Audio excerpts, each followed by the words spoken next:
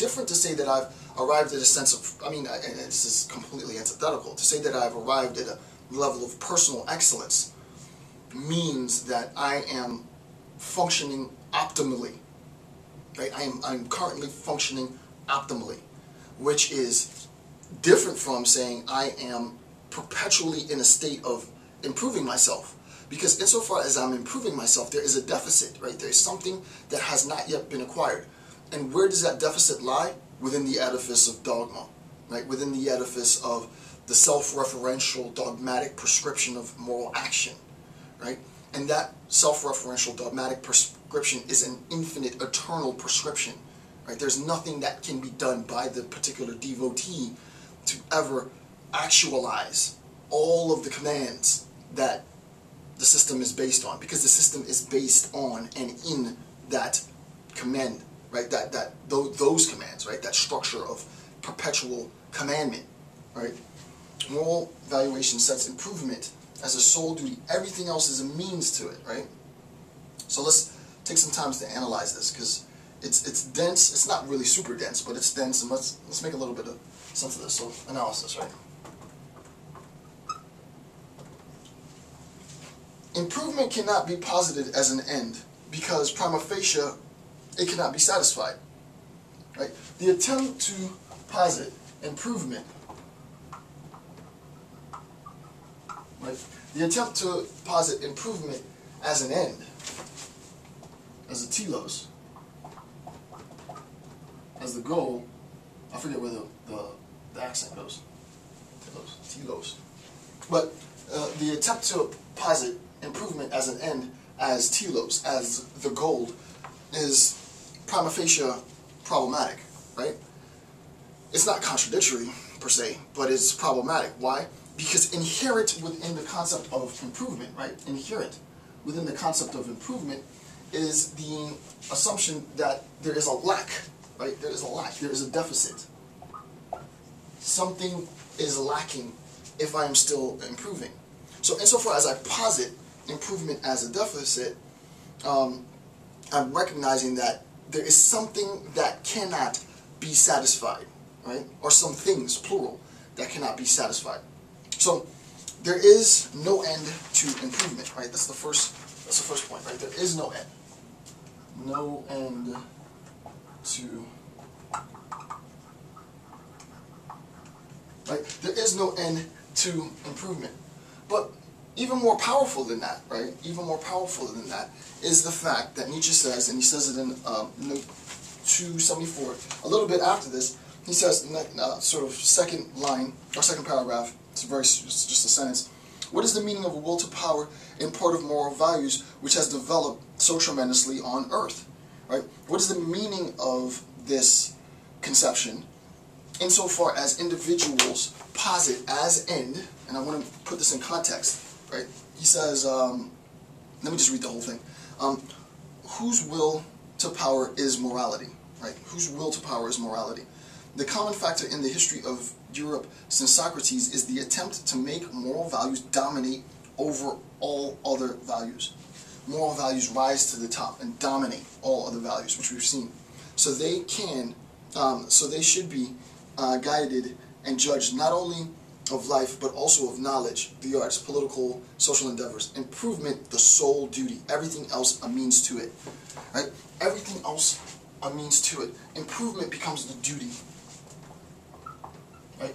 Improvement becomes the duty. It becomes the obligation, right? This is sort of the deontological aspects of the morality. It becomes the obligation of whom? Of the particular moral agent, right? The particular moral agent has the duty to perpetually seek improvement. But the problem with perpetually seeking improvement is that the moral agent has to recognize an inherent lack, an inherent dissatisfaction, right? That's important, an inherent dissatisfaction in the pursuit of improvement as an end.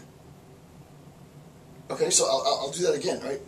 The moral agent has to recognize the duty for improvement, right? Insofar as we posit a duty for improvement as our end, then the moral agent needs to recognize an inherent lack an inherent dissatisfaction in that end. Right? So the efforts, the means in which, no, the means would go here.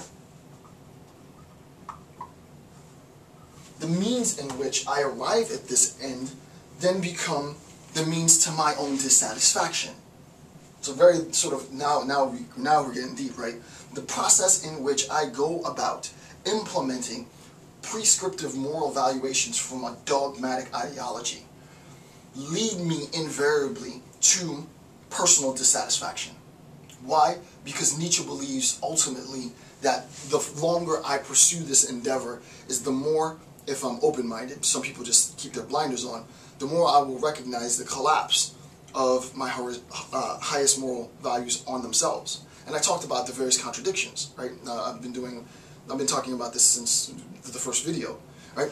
Nietzsche's thinking to himself, why would you implement such means if it means that you're only going to arrive at a recognition of deficiency, of dissatisfaction, right? Of perpetually needing to improve. But the point is this, and this is what's important.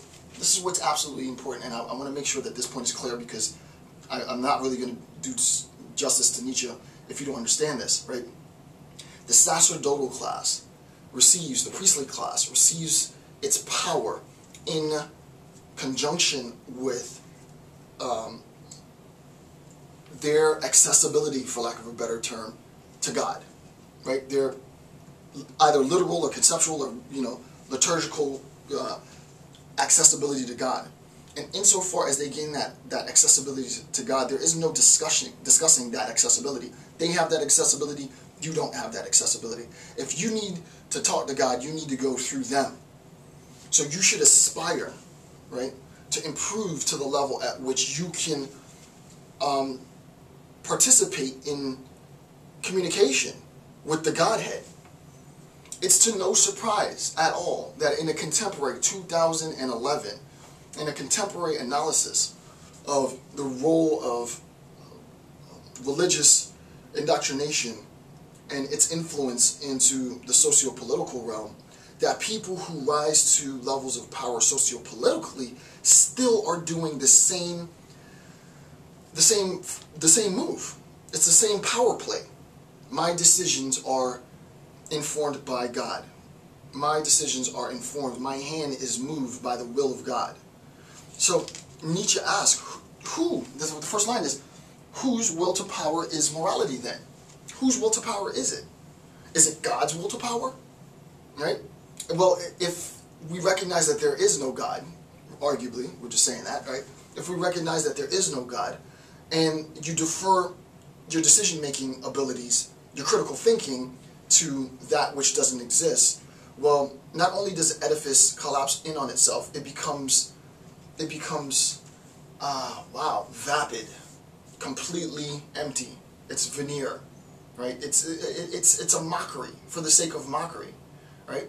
Now, as I said, this is not, I mean, Nietzsche would probably launch an even more significant attack on Christianity. That's not my intent in this. My intent, however, is to say that we have to recognize that, and I think this is very, very important, we have to recognize that insofar as we posit improvement, not excellence, right? Excellence can be attained. Optimal functioning can be attained. You can function optimally. Athletes function in what they call the zone, right? You can be in a rhythm. You can have your vibe. You can feel that energy and function at your highest optimal level. That can be attained frequently. But to say that what we are positing is improvement as my way of life, and that factor, that idea of improvement, what needs to be done next, is going to be externalized from some dogmatic edifice, is going to tell me what it is I need to improve, then as soon as I attain X, then it's going to tell me to do Y. And as soon as I attain Y, then it's going to tell me to do W, and so on and so on and so on. Right? So this becomes to be technical, this becomes the condition for the possibility, actually I should say this, right?